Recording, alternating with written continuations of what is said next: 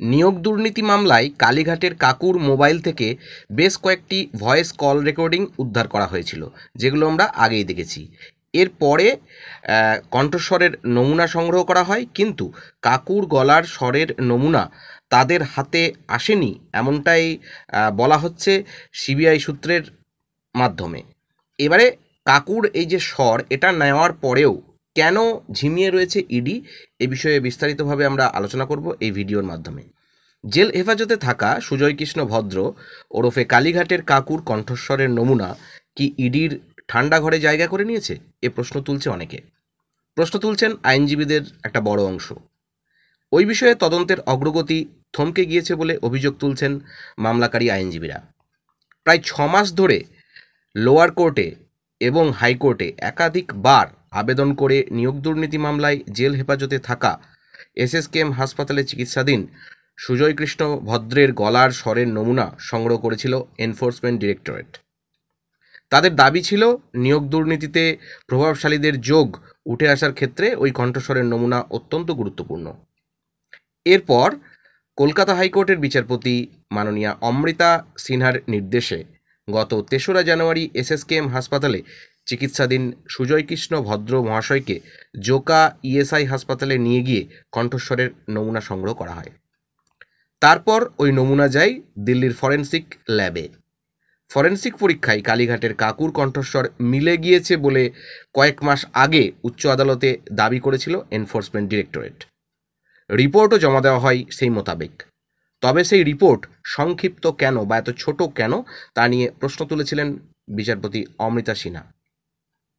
তদন্তের প্রকৃতি নিয়েও পরবর্তী শুনানিতে তিনি অসন্তোষ প্রকাশ করেছিলেন। এ প্রসঙ্গে জানিয়ে রাখা দরকার যে নিয়োগ দুর্নীতির মামলায় কালীঘাটের কাকুর মোবাইল থেকে বেশ কয়েকটি ভয়েস কল রেকর্ডিং কিন্তু উদ্ধার করা হয়েছিল। অভিযোগ, তিনি নিয়োগ দুর্নীতির সমস্ত রকম তথ্য নষ্ট করার জন্য দক্ষিণ 24 পরগনা জেলা পরিষদের প্রাক্তন এক কর্তা এবং দক্ষিণ 24 পরগনার বিষ্ণুপুর থানার এক সিভিক ভলেন্টিয়ারকে নির্দেশ দিয়েছিলেন। তাছাড়া কয়েকজন প্রভাবশালীর সঙ্গে কথোপকথনের রেকর্ডিং উদ্ধার হয়েছিল বলে দাবি করেছে এনফোর্সমেন্ট ডিরেক্টরেট। তবে এখনও কেন প্রভাবশালীর সঙ্গে সুজয় কৃষ্ণের কথোপকথন সেটা প্রকাশ্যে আনা হচ্ছে না, এ নিয়ে কিন্তু প্রশ্ন তোলা হচ্ছে। উল্লেখ্য, ওই প্রাক্তন কর্তা এবং সিভিক ভলেন্টিয়ারকে জিজ্ঞাসাবাদ করা হয়।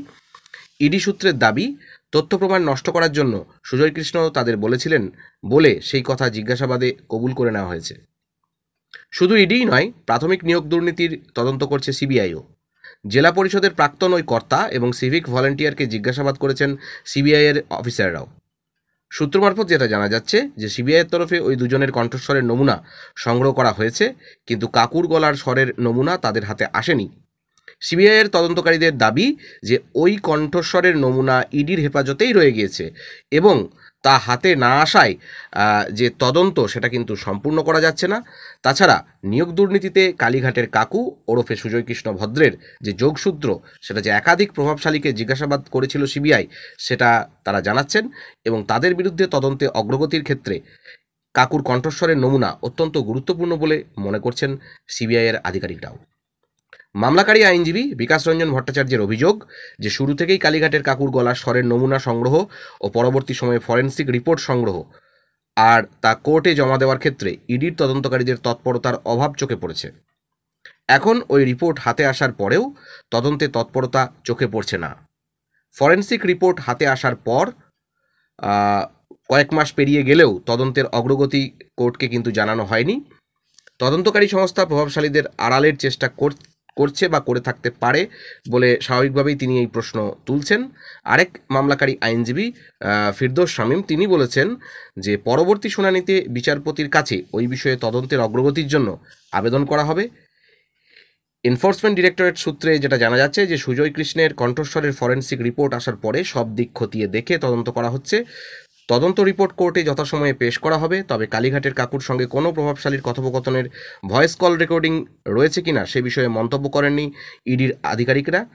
সিবিআইকে ওই কণ্ঠস্বরের নমুনা দেওয়া হয়নি কেন, এ প্রশ্নের উত্তরে ইডির এক কর্তা বলেন, এটি ইডি ও সিবিআইয়ের অভ্যন্তরীণ বিষয়, এক্ষেত্রে কোনো মন্তব্য বাইরে আমরা করব না। ভবিষ্যতে কি হতে চলেছে অবশ্যই আমাদের সেদিকে নজরে থাকবে।